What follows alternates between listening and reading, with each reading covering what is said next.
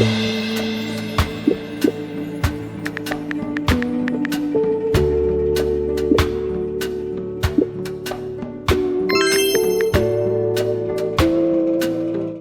me go look at this. I'll be back before you done cooking dinner. I'm sorry, but who said I was cooking? Somebody got to start cooking organic meals around here. Might as well start now. You good? I'll be right.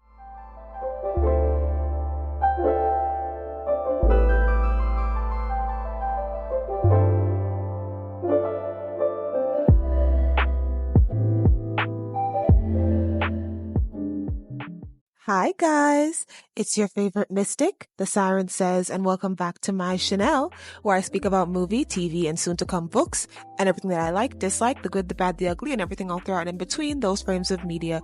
Don't worry, I know that it's February, and Avatar: The Last Airbender is coming out on Netflix. I will be talking about that. I have just one video to make before the series comes out. So, let's get into this really quickly. Disclaimers, these people are not real. If we have any passion, which I've lost most of it at this point, it's just for the characters. It's not about the actual people. I know sometimes the live actors would say some weird stuff about how they really like their characters and how their characters, impacted them and how they stand by their characters' actions, which is wild. I'm talking about the girls, because, that's wild. But, whatever they have to say to keep their little Tyler Perry check. Also, this episode's going to be short. It's going to be short. I can't do the long thing anymore with this show. It's not even worth my ire at this point. So we're just going to get into it really quickly. Let me just talk about what I think about right now. Tamara and Gary. Okay. When I saw Hayden and Tamara, right? The first thing I thought was, I really like them together, and I wish that instead of Fatima, unpopular opinions pending.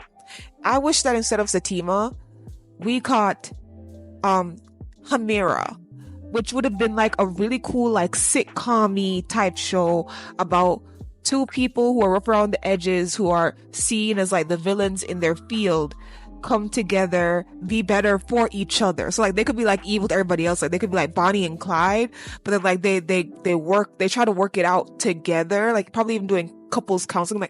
That would have been so interesting to me. It's a way more interesting idea than Fatima, in my personal opinion. I'm sorry. So before Gary pulled the wool out from under me, well, not really, because I kind of saw it coming, but I'll get into that in a second. So before Gary pulled the wool out from under me, that was a thought I was having, and I'm gonna make a little video about it. It's a tiny little video.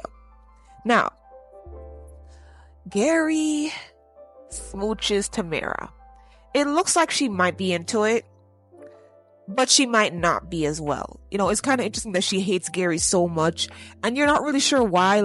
What does Gary have to do with her? Why is she so bothered? You know what I mean? But then you look at it and it's maybe she's not bothered. Maybe it's just sexual tension between them. So I think that'll be really interesting because he's a villain. She's technically one of the minor villains of the show, sort of like a Harley Quinn, sort of B-roll, type of villain. So that would be interesting. I did think way before they kissed, I'm I wonder if he's attracted to her and they're gonna do a little thing behind Hayden's back. Because even though Hayden is one of my favorite characters in this show, he's still a bad guy. So, if Tamara cheats on him, I'm not gonna be too upset. You get what you get, Hayden. You get what you get. Okay? Even though I will, defend his villainous ways just for being villainous in terms I get why he's doing this because he's a villain. That doesn't mean I'm gonna be delusional and be upset when he's about to get double crossed. In what world do you trust Gary? What? In what world do you trust Gary, Hayden? I have to ask you that for a friend.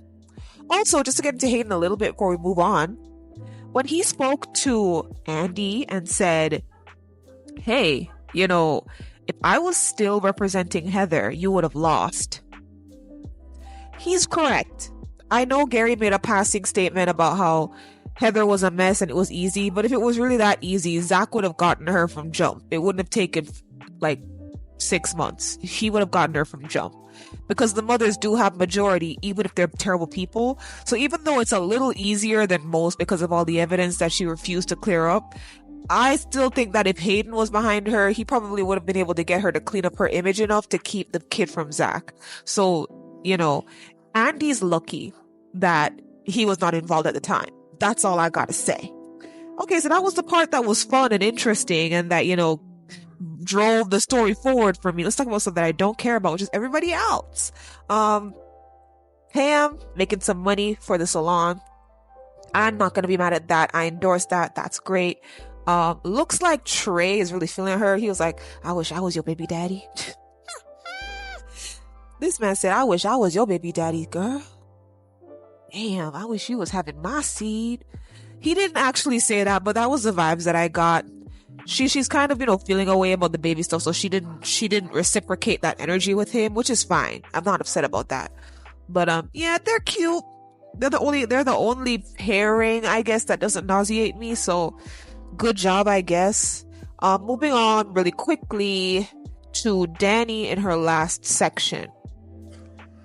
I think it's very interesting that a lot of the girls this season, Danny and Fatima especially, and Sabrina, they're kind of figuring out that they're not necessarily, Danny and Fatima are figuring out that they're not as traditional, as they figured that they could be with the right guy. Like, I don't personally think that Zach and Tony are the right men for Fatima and Danny, but the show is saying that these are the perfect men for them, so let's just go with that narrative, I guess.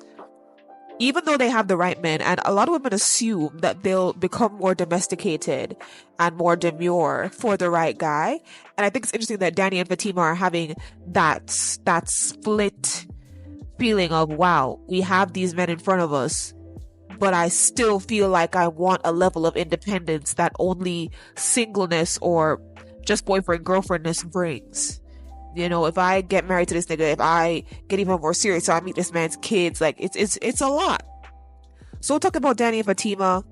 So, Danny, she got 1 margarita, she can open her legs. 2 margaritas, she go, you know the song. So, she comes to, proposition Tony, and he was actually with it, which is why I'm like, guys, don't play with me. Don't play with me. He's a perfect guy, but he messy. And I think what Danny said about him and his kids is very interesting, and I think a lot of people are going to hop over it. So I'm going to talk about it for 5 seconds, because I don't want to make a separate video about these two. They upset me too much. She said that she knew he had kids, but the kids lived with the mom. Why? Why don't you have shared custody? Now, obviously, they have shared custody enough for her to give him the kids, but I think if she had sole custody, she could also just give him the kids, for a month or something if she needs to, take a month off to do something. Why do you not have your kids, sir? Why couldn't it at least be, okay, you don't want to split them up from school, so 5 days out of the week, they stay with their mom, and then, they come home for, 2.5 days with me. That would have made more sense. Now, it could be that he never really wanted kids, and maybe that's one of the reasons that Danny flocked to this man. But, the way he came at her, stuff happens when you have kids, you just got to deal with it. He right? But you can't come at her with attitude about it. Because I'm sure that when she was denying you to a certain extent, and you were trying to convince her to be in a relationship with you, I'm sure you softened the blow of you being a baby daddy. I'm sure you softened it and made it seem like there were ways that you could maneuver things so that she don't really got to see the kids. I'm sure you said that. I'm sure. So coming back at her now and being like, I got 2 kids, Junior and Bree, and what you gonna do about it? Knock if you buck, sir. Anyways, I don't like Tony. Y'all know that. I don't like Danny either. But the kids met her was funny. Bree was like, where the rest of your clothes? I was like, girl, ma'am. And Judy was like, are those real? She was like, oh, she pretty. I liked that. Here's why I like that. It's offhand that it's small, but it's tiny things like that mean a lot for representation of noir women. I like that the little cute chocolate little dark-skinned girl thought that the older chocolate dark-skinned woman was attractive. It means that she has a stable enough household to find women that look like her skin tone-wise attractive. And I'll give Tony one thing. He likes dark-skinned chocolate women. I'm sure his wife was dark-skinned chocolate and he likes Danny, so that is good. That means his son should be straight. If he likes light-skinned women, that's fine, but that means he should not be color of ist. And his daughter is not internally colorist either. So I'm glad that that's one good thing. You know, he raised them right in that respect. And it was shown, not said. It was something that was shown in the scene, right? I could gather all that from the scene. You see what a little decent chunk, a little sprinkle of writing will do? Anyways. So yeah, I think it's very interesting that, like, you know, for some reason, Danny didn't call Sabrina. Maybe you could say she didn't call Sabrina because Sabrina wants kids. And so she was calling Andy because Andy might not really want kids either. So she figured she could, like, you know, par with Andy on that front, but it didn't really work out. So she had to, you know, realize that everybody's not going to be there for you. But one thing that upset me, because you guys know I don't really like Danny. I'm just trying to be positive.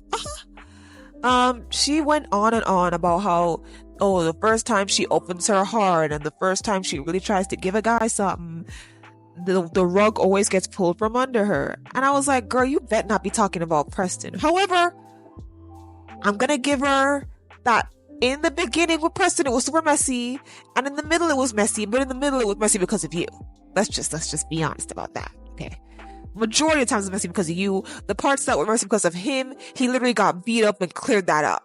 So that really wasn't an issue anymore.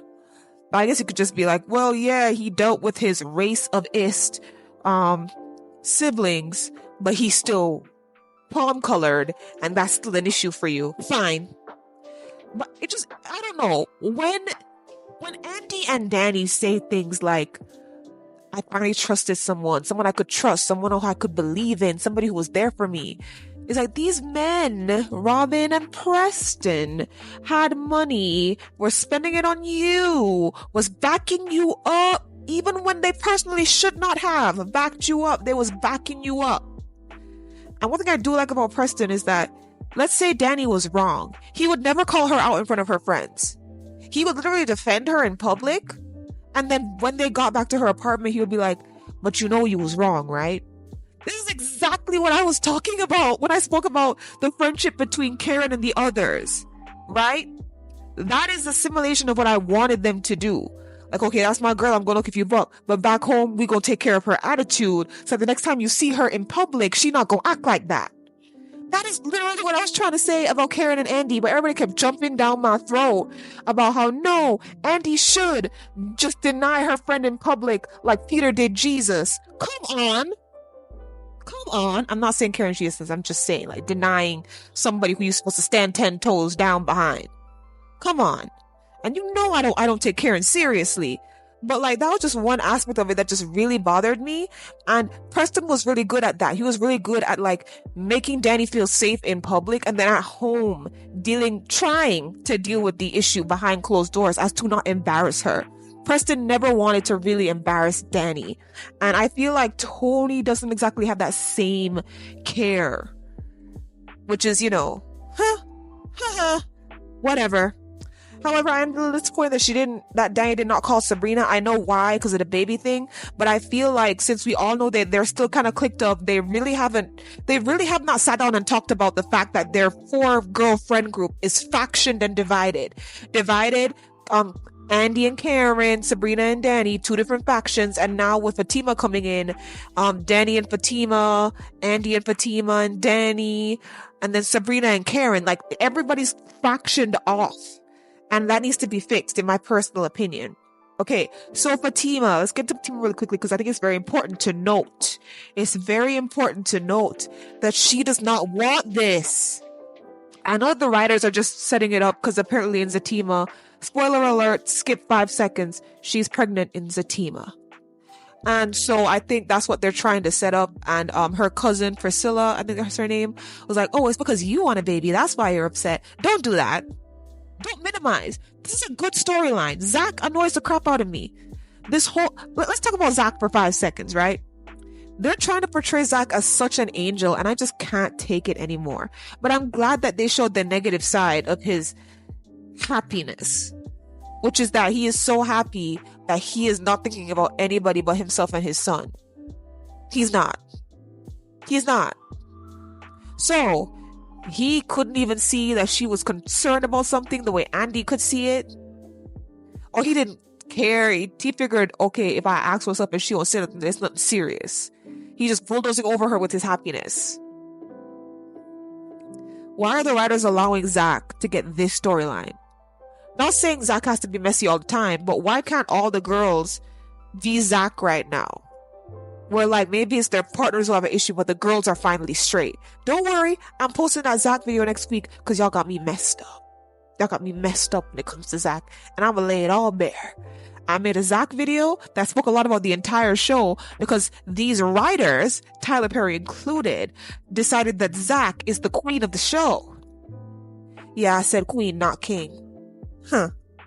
So, Fatima, she's like flabbergasted. They already have a room for him, but he is turning the entire house into a kid play zone. She's not with it. She just got into law school. She feels like she can't tell him because now all the responsibility is being thrusted on her because she's supposed to become a mother to this boy that's not her kid. Okay. Then you have the Karen thing where that might be a baby, right? I feel like it's okay for her to think that this is not what she wanted. She imagined being a successful lawyer and traveling around the world with her man. Low-key, she wanted what Andy could have had with Robin. That's what she wanted in her life. And I'm not going to be mad at her for that. I think she deserves something similar to that. Not exactly like that, but I think she deserves her version of a Robin with her Andy type position. Travel around the world with my man, or whatever. Woohoo all across the world with my man and solve cases with my man and be rich with my man. I feel like she deserved that. But instead she's here with Zach. 2 baby mamas in a year. Slowly inching to being tied down and married. Having to deal with Hayden every 2 seconds because she made an enemy at work. And part of the reason that that enemy flared up is because she decided to date Zach. And that's not necessarily Zach's fault, but he's involved. I just think that Fatima wanted more for her life. And she's starting to feel the Stepford housewife, the cuckoo, come down on her. The cuckoo, she's feeling it coming down on her and she does not want it. But the writers are going to say that just because she's jealous that he already has kids and she would have wanted to be the first one to have his kid. That's what the writers are trying to push, but I'm seeing past the narrative. I'm seeing past it. Okay. I would talk about Rich and Sabrina, but I really don't care. She wants kids and she's deciding that she might have to leave him in this case. Girl good. Leave him. I don't even know why you stayed with him. I know why I want you to stay with him. Well, let me tell you what, I'm on Rich's side. I think he would be a decent father because he has a lot of experience raising children. But if somebody does not want to do it, they don't need to do it. I had the personal experience of my own mom, like seeing me with my dog and being like, oh, you're so attentive with her. I think you'd be a great mom. And it's like, perhaps. I don't hate kids. I don't see them and hurl, but I don't want one for myself. And that needs to be fine. Rich might be a good father. You don't need to force him into that though. However, the show might make him change his mind, or they're gonna pull double whammy and make an imaginary guy hop out the woodworks to give her this baby. And she spoke about Calvin here for a second. I thought to myself, I know Calvin would have wanted to be a baby daddy. Calvin would have got down on one knee and married you and impregnated you the same night. All I have to do is jiggle his prostate a little bit. Let me stop. Let me stop. But yeah, I think for now that's about it. Thank you guys so much for watching. Don't worry, we're gonna start back the For Better or Worse videos because those are more fun. But this episode was fun because of Hayden, Tamara, and Gary. Anyways, thank you guys so much for watching. Give me your thoughts down below and goodbye, my sires. Susie!